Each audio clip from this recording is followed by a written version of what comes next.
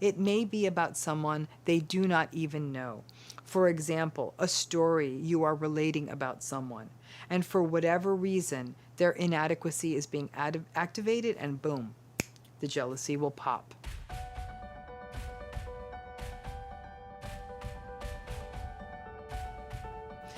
The hope in this video is that, obviously, if you're already going through this, then it might be a little bit too late in the game, but you might at least be able to contextualize the red flags you keep seeing. But if it's something new, knowing these things might be able to help you get out before it's too late. So this red flag is one that comes up early, which is this idea that people who are narcissistic get really bent out of shape when they're frustrated, disappointed, or stressed. Now again, I want to remind you that red flags are early detection systems. These are the things that show up early and that we should pay attention to. Red flags are also confusing because we don't always know the line between the stuff that are sort of normal foibles that all of us are potentially guilty of and frank and real red flags. This is one of those that's tricky, but yet this red flag shows itself so clearly. Imagine you have a new friendship, or maybe you are in the early dating phase of a relationship. Things are going well. You're both seemingly enjoying each other. The conversation is good. One evening, you are planning on a dinner or an outing, and things go wrong. I'll tell you, there's terrible traffic. I'm in LA, there's always traffic. There's terrible traffic, or there's no parking, or the restaurant misplaced the reservation because they're so busy, they say they cannot accommodate you at a table. This person you were getting to know and thought was okay and kind of cool and good, all of a sudden, you're seeing something like, ooh, not so cool. They get really irritable, abrupt, pacing, almost whiny, maybe even rageful. You try to appease them. You say, no, it's cool, it's cool. We totally can eat at the bar. They said we could do that. And look, there's just another restaurant next door. Or let's just take a walk to settle from that traffic. And yet, this new person in your life just keeps getting more and more angry. They may even slip and blame you.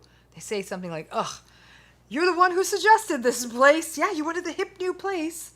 You may look at them questioningly, but perhaps are more likely to even blame yourself because they said that, or apologize for the restaurant choice.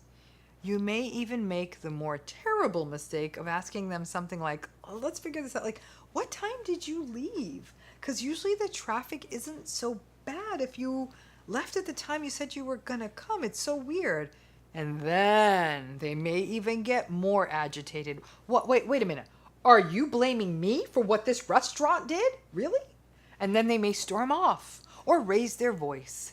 And you'll chase after them saying, no, I'm not blaming you. I'm just trying to understand what happened. And you're going to now be totally invested in helping them feel better.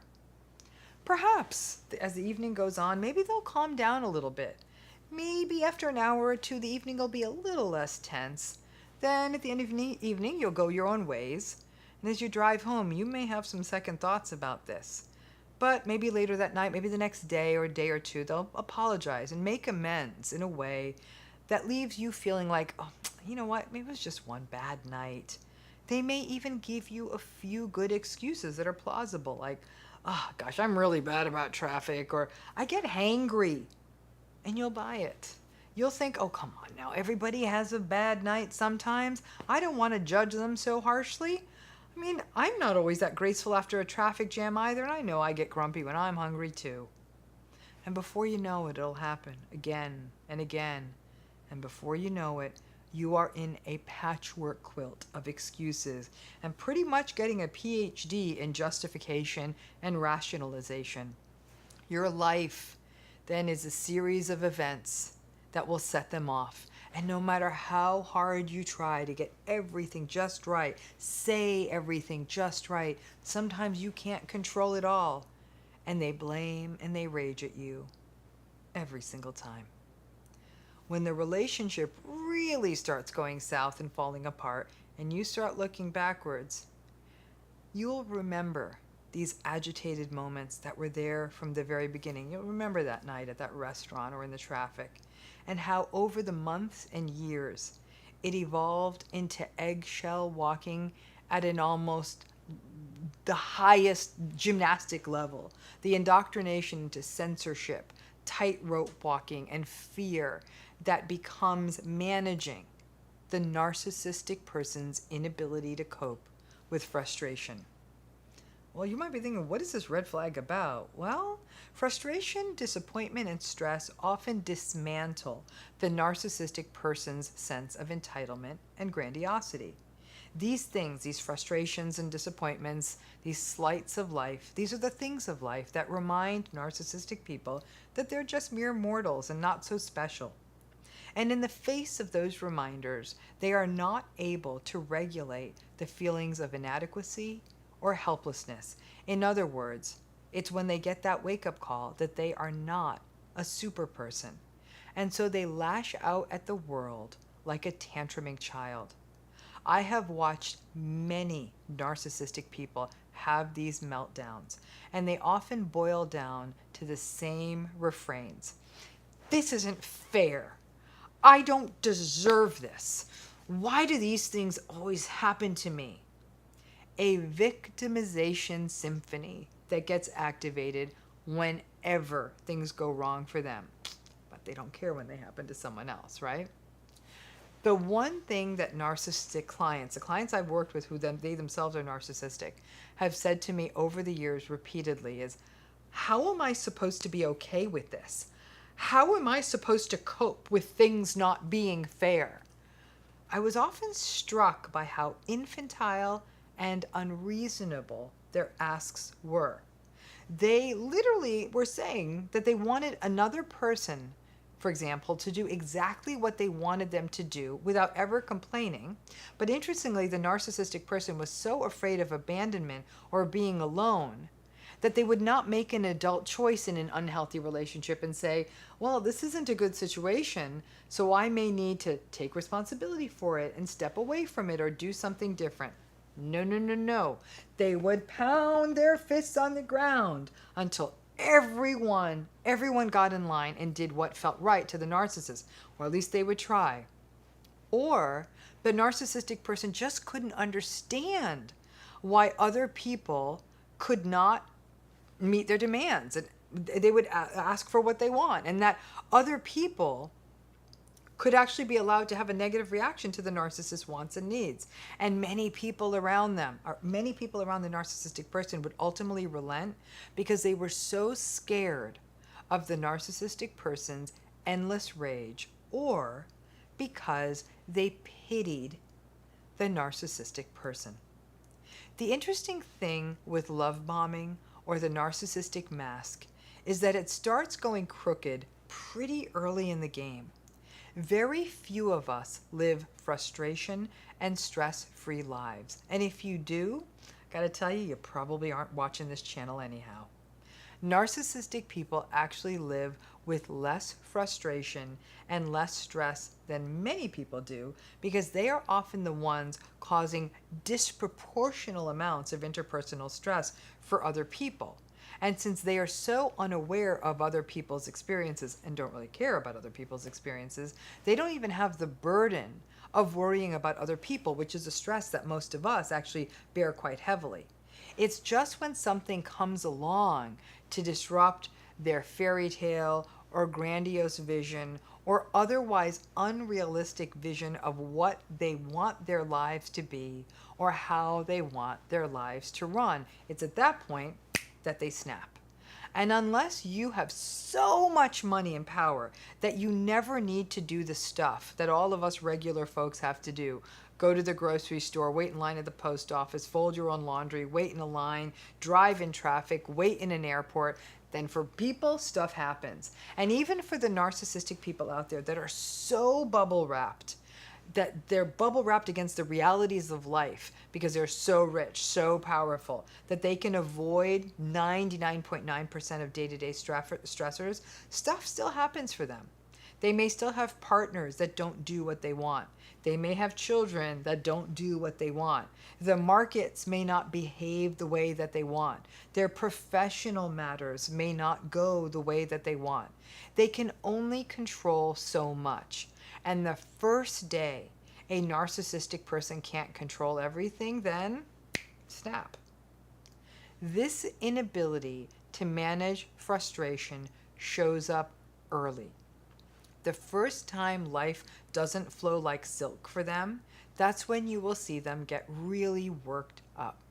Additional red flags include how much they blame other people for what's happening when they get frustrated instead of taking any responsibility themselves, how angry they get when you might actually just attempt to help them, how much they behave like a victim.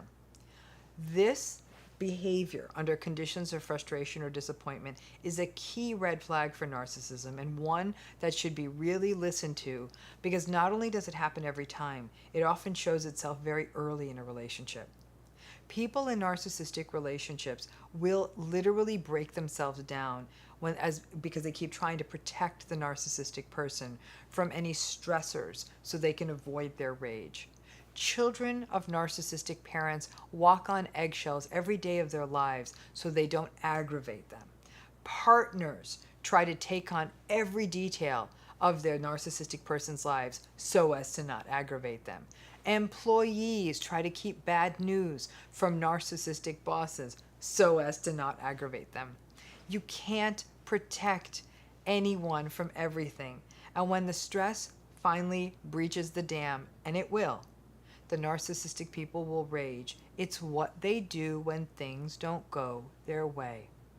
You may wonder, what's the line on this? You recognize that sometimes you yourself get irritable about traffic. Goodness knows I do. You might get irritable about last-minute schedule changes, deadlines, about the stress of life. We all do.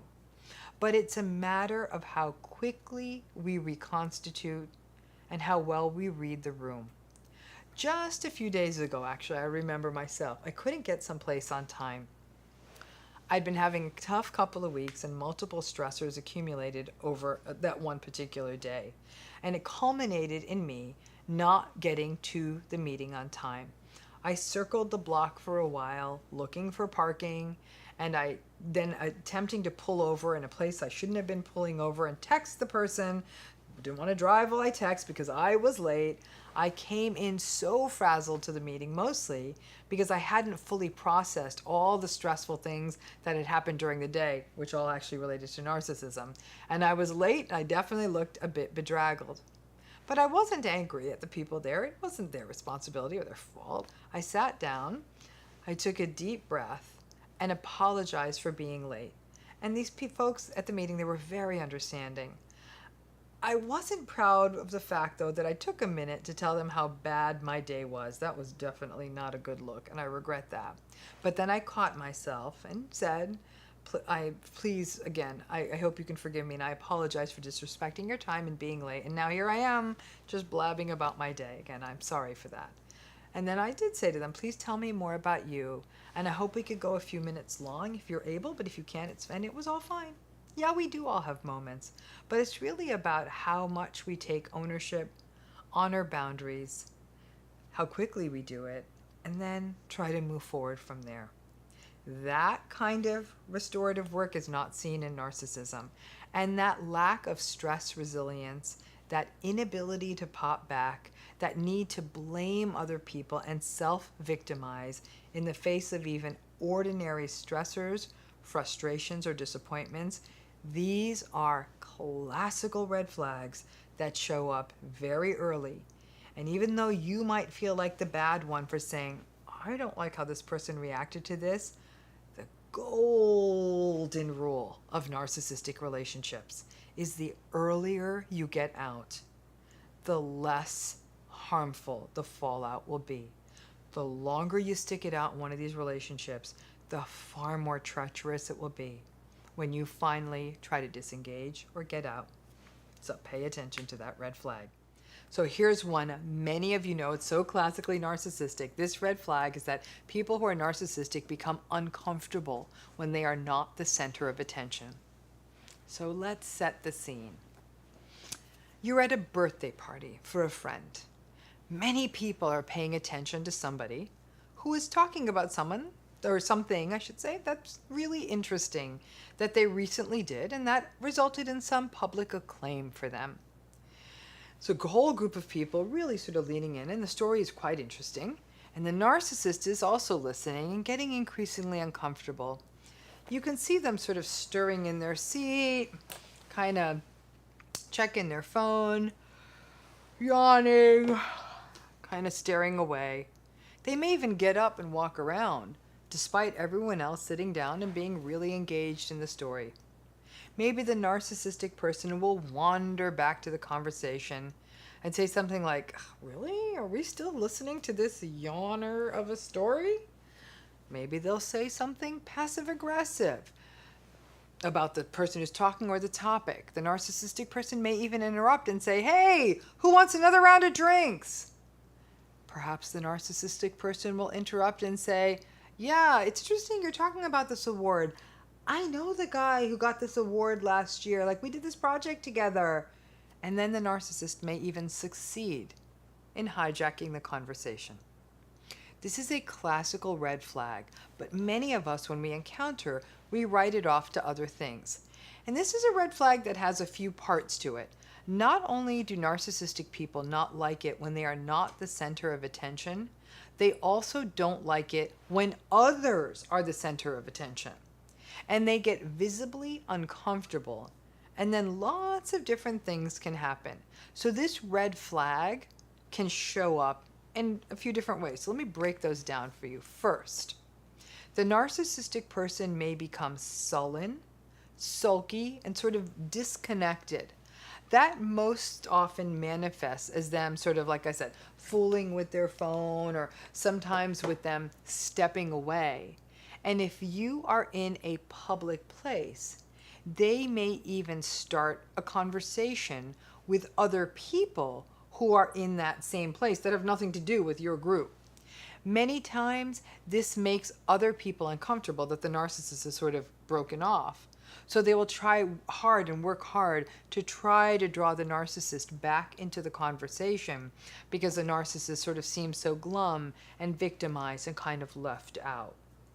The second thing to look for in this red flag is that the narcissistic person may start making jokes or disparaging the experience of the person who is the center of attention, and particularly at the expense of the person who may be the center of attention. As an example, think of a scenario where the conversation is focused on someone, I don't know, who just got a new job or a new position at a prestigious place, like a prestigious company or agency or university. And people are congratulating them and asking them about it, saying, "Wow, you just got a job at such and such. That's amazing."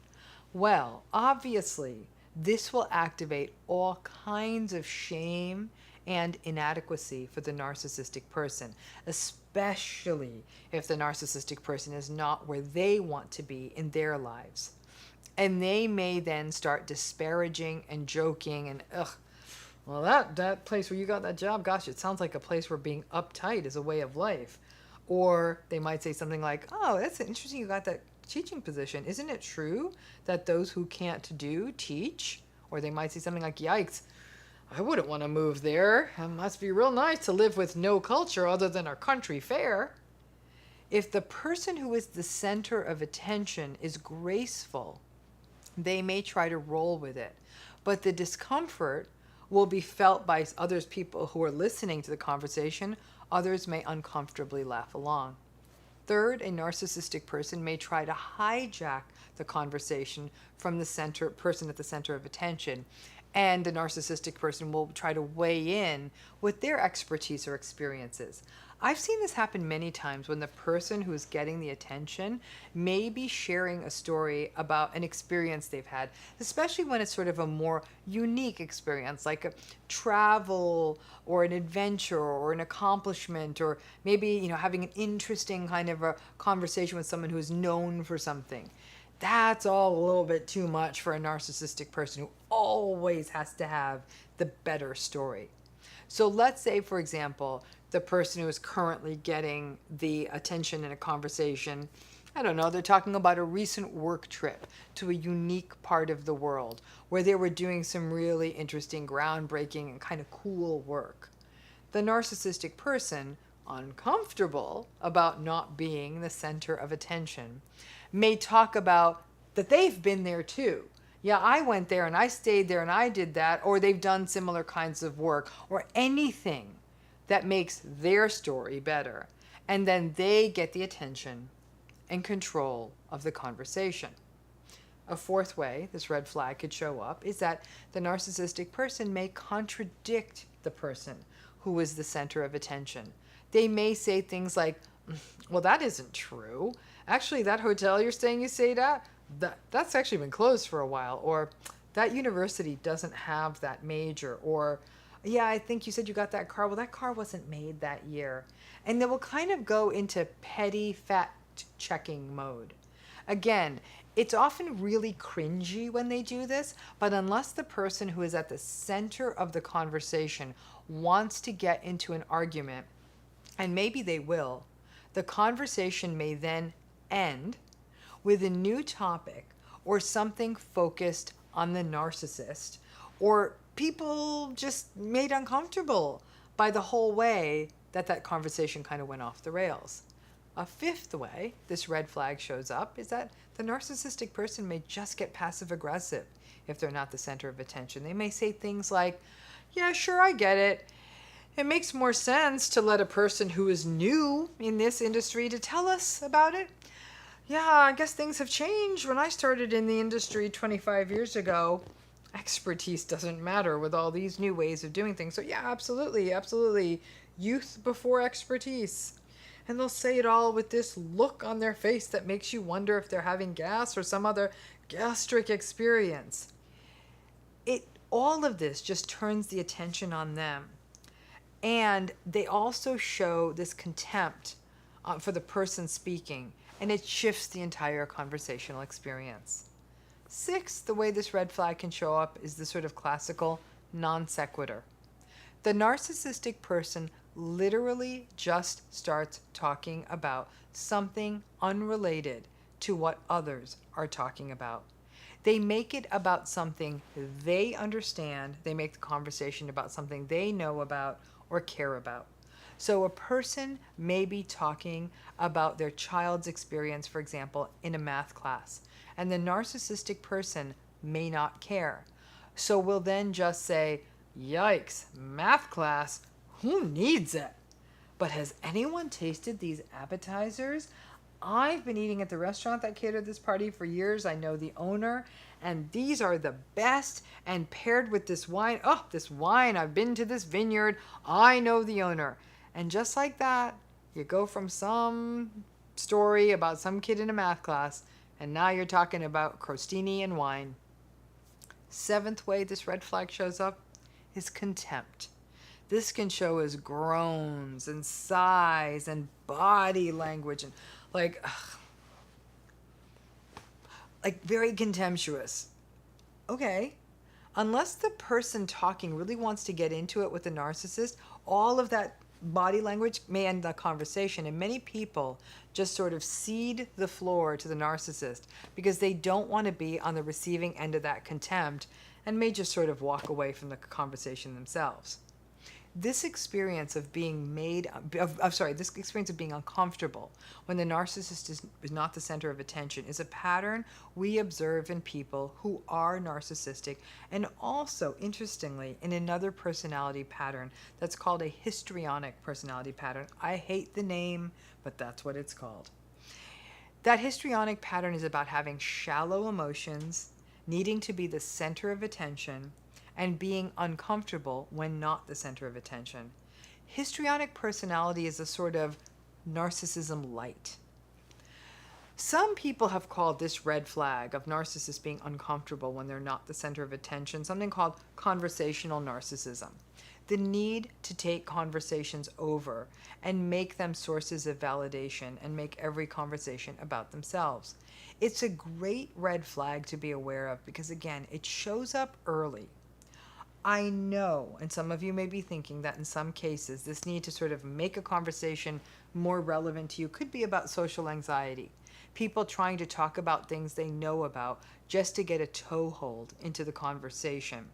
But when it's social anxiety, you're not going to see the passive-aggressive stuff, the contempt stuff, and the contradiction stuff. You will see more of the, oh yeah, I've been there too, I've stayed there, and an attempt to nervously fit in to the conversation.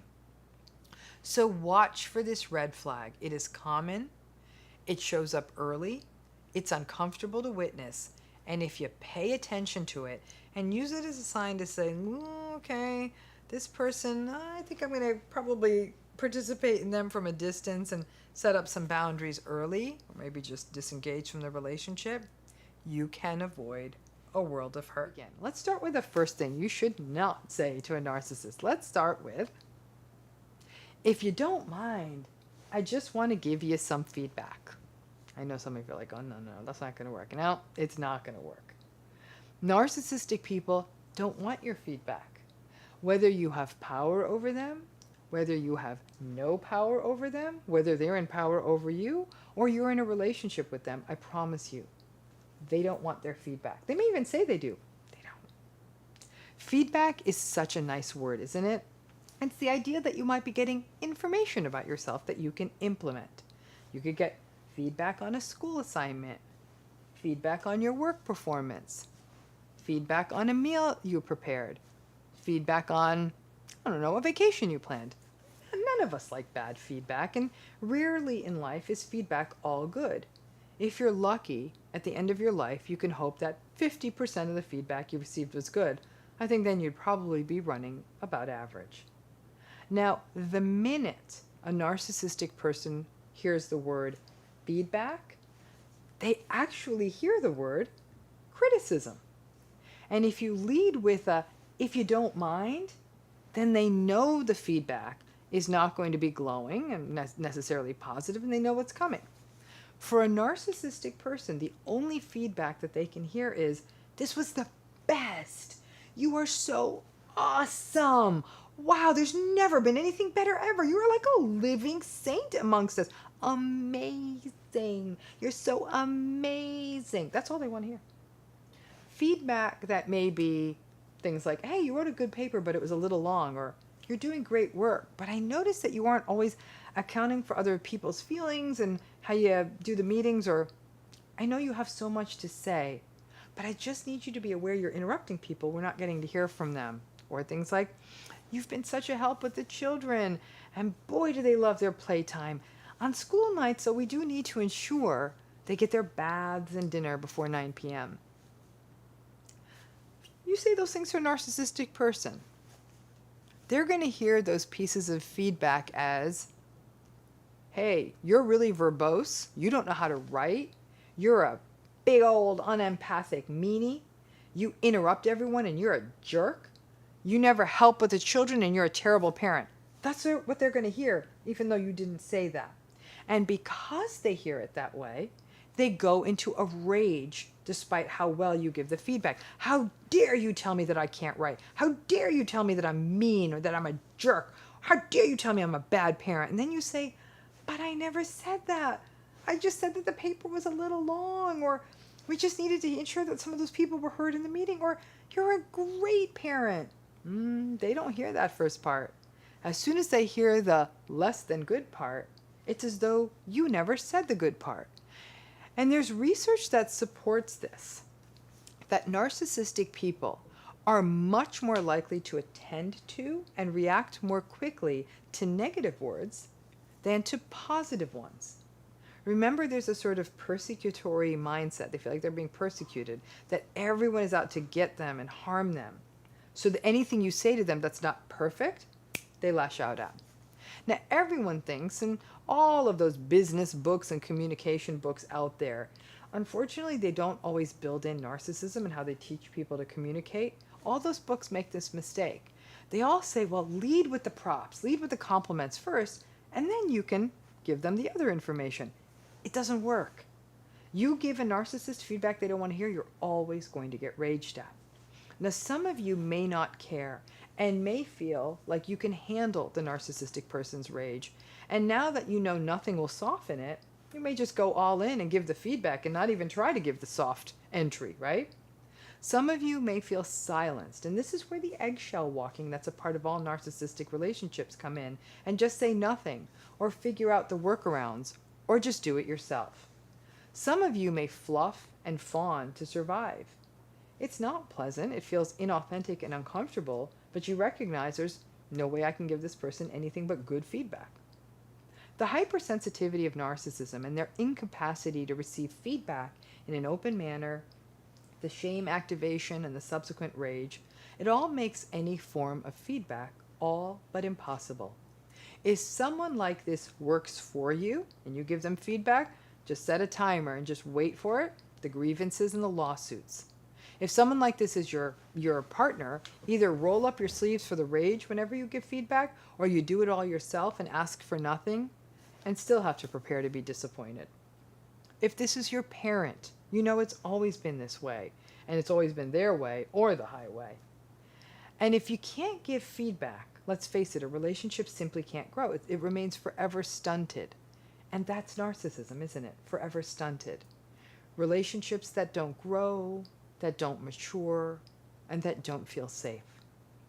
So either just give them the feedback, just give the narcissistic people the feedback and deal with the fallout, or don't give them the feedback and recognize that things will never change. But don't give them a prelude and tell them like, hey, just want to let you know, I'm going to give you a little feedback. The minute you say that, their shame sets in and they're incapable of hearing all you say. So file that under things not to say to a narcissist. And you might have thought, boy, have I made that mistake many times. Lots of people do because it's an innocuous phrase. But as soon as they think anything's going to come up that will activate their feelings of inadequacy or shame, you better believe that you're about to get your head, your hand snapped off. Now, narcissists tend to have, they tend to be what we call reward sensitive. And by that we mean they're sort of dopamine junkies. They like rewardy stuff, and reward sets off the dopamine systems in our brain. Healthy people are able to inhibit their responses in favor of longer-term goals and aspirations. They're just better able to delay gratification. Delaying gratification and narcissism rarely appear in the same sentence. For a narcissistic individual, because they like reward, they like that, their novelty seeking and their reward seeking means that they easily get bored with new things and new people pretty quickly. It could be hypothesized that the reward sensitivity that we see in narcissists and their novelty seeking may in part explain why they have a greater likelihood of engaging in impulsive novelty-seeking behavior in a whole variety of ways. Drugs and alcohol, gambling, sexual acting out, spending and shopping and eating. They engage in pleasure first and then face consequences later, if ever, because it seems like they're so good at getting away with it. A great anecdote that I would love to share with you. It's sort of an interesting story. Through a strange confluence of circumstances, it was years ago, I was invited to some really odd but like big Hollywood party. I actually hate parties and I'm an introvert, but I was so curious because I'd never been asked to go to such a thing. And it felt literally like an anthropological opportunity to study what something would be like this. So I grabbed an equally cynical friend to be my date, and we went to this party. the party was focused on a group of people, and they're a rather famous group of people in the television industry. And there were even cameras and things like that, and elements of this party were being filmed. So there was lights, camera, action kind of thing. These people at the center of the action, as you'd expect for people in sort of Hollywood, they were beautiful and draped in designer this and designer that, and everything perfect and sculpted, and air kissing and finger waving, and their admirers and lots of narcissistic supply. But what was more interesting to witness at this bizarre party was how quickly this group of people seemed bored. There was a king's feast around them. I mean, I was literally shoving food in my purse for later. It was delicious. Honestly, it was one of the most beautiful settings I had ever seen. Someone with a really fancy house and the gardens. It was just beautiful. And it's clearly people had put so much time and effort into decorating it and all these small details. I'd never seen anything like this, and I was just sort of taking it in. But these people at the center of it, they didn't seem to notice any of it. In a very short period of time, despite the music and the people and the activity, they became very bored. After all of their glammy air kissing, honestly, they were just sort of sitting looking like deflated balloons as they sat on a couch, and they rudely dismissed the unfortunate servers who were offering them various appetizers and things from a tray. And they just sat there and they were staring at their phones. I don't know these people. I just only know this public image they had. So who the hell knows if they're narcissistic? I'd be willing to take the bet that they probably are. But their reputations were well known, and they were definitely known to be rather vapid, inane, superficial, contemptuous people. So I'd say not very nice. Probability is that they're probably quite narcissistic. But understanding the narcissist tendency to get bored so easily can actually help you understand love bombing as well. When they first meet you, when a narcissistic person first meets you, you're new. And your newness is what makes you interesting in part. It's not you, it's your new, that you're new. Your compliments to them are new. Your face to them are new. You are a new challenge. But like all new things, you're going to become well-worn with time. That's what happens. And they are going to get bored. And that's when the devalue and the discard happen. You can feel it, and they'll often gaslight you and say, listen, it feels like you seem bored. And they'll say, I'm not bored. It really plays with your mind. People in relationships with narcissists who have cheated will wonder what it's about, what the cheating is about. They will feel their marriage or their relationship has actually been good enough, that they are having sex regularly. And they will say that actually the person their narcissistic partner had the affair with actually wasn't even all that. It's the novelty. And it is often why narcissists will put their worlds at such risk. The next shiny thing they meet is so compelling, and the narcissist's lack of empathy is so vast, that they don't think about, sorry, my cat's about to spill something, that they don't think about what their indiscretion costs other people. The narcissist's tendency to get bored can leave you feeling that your relationship is always a sinking ship. It's always teetering, and you have to jump around and be exciting and keep them engaged, lest that they get bored. I know that when I have been friends with or in relationships with narcissistic people, I would actually quite regularly find myself always feeling that I had to perform, that I had to tell them something exciting and new, rather than sort of feeling like that sharing my rather ordinary day in my ordinary life, in my ordinary way. I didn't think that would ever be enough. So it just always felt like you were trying to tell stories. With a healthy person, your ordinary day is more than enough. But with a narcissist, you always feel like you're trying to entertain them. And that relates to their likelihood of boredom. The big fear is that the next person that they meet, when they leave you, that devalue in the discard, the next person they meet is not going to be as boring. The next person is going to be boring. You know why? Because time is time. And as time passes, they are always going to want something new. It's for this reason that narcissists can so often seem a little restless, almost a little agitated. They are always waiting for the next new thing. They're like a child who has a playroom full of toys, but they always covet the toy that they don't have.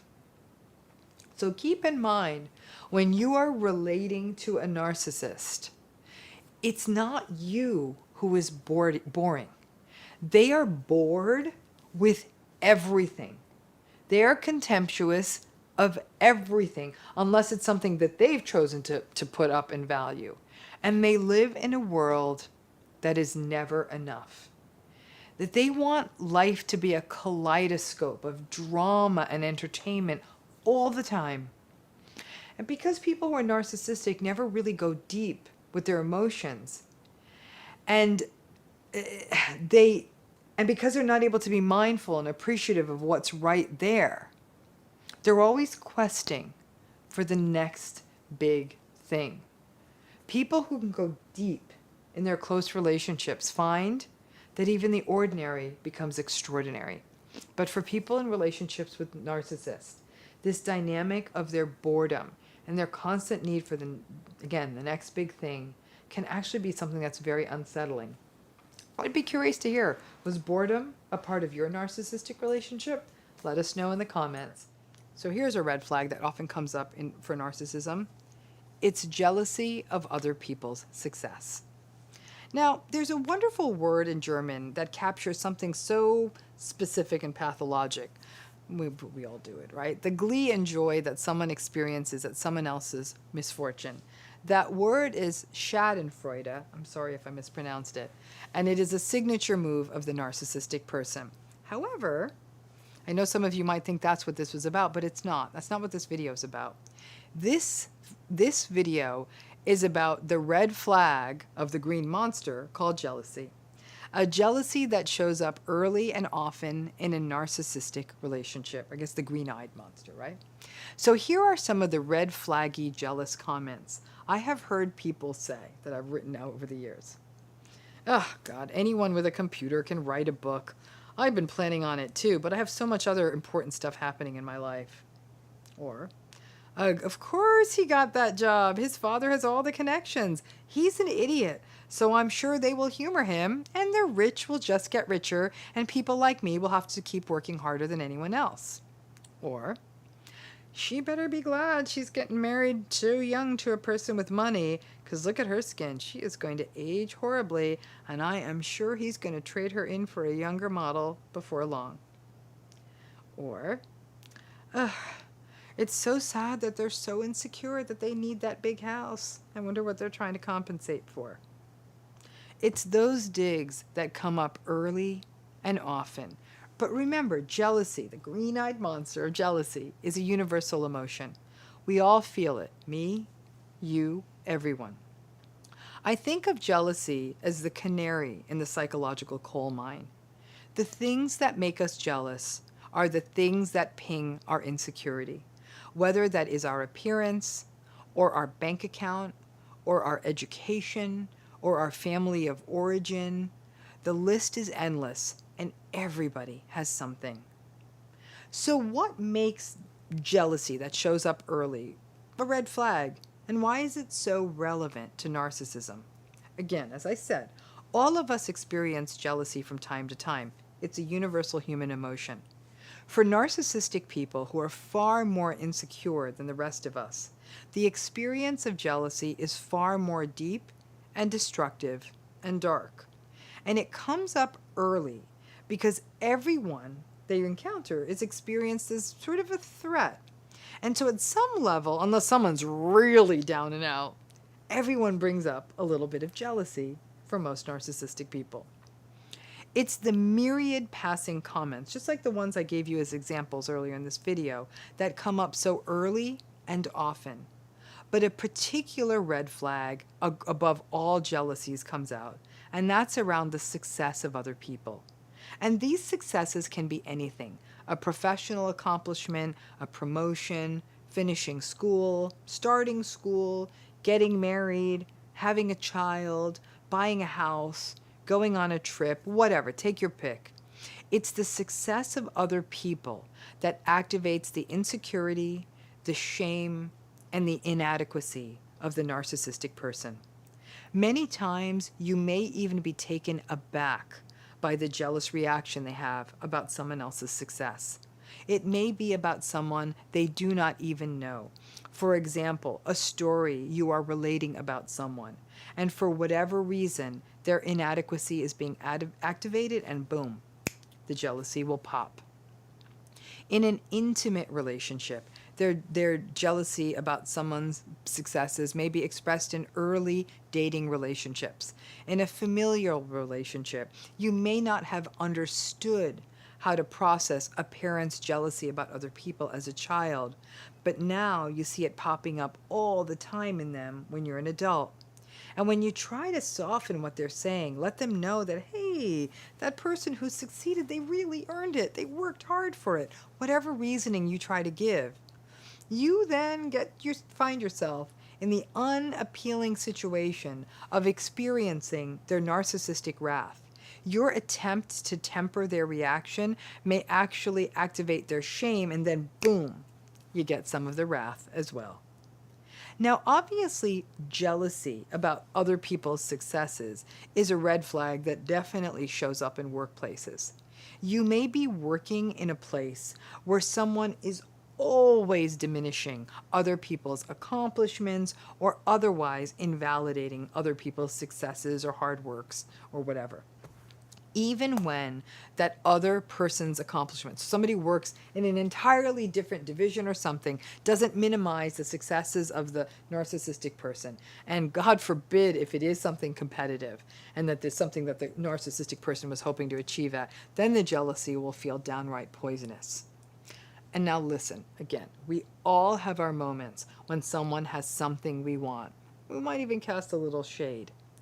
But the consistency, pervasiveness, and them showing their jealousy early on without even knowing you. So sharing their jealousy about someone else's successes without even knowing you, pay attention to that.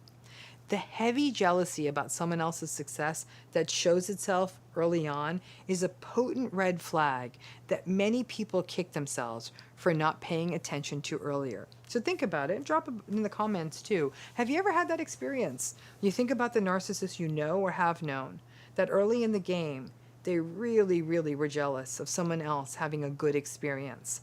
And then what did that turn to over the course of your relationship with that person, whether it was a friendship or a intimate partnership, whatever? Drop that in the comments, because I'm guessing that this red flag is a lot more common than any of us think. Thanks again.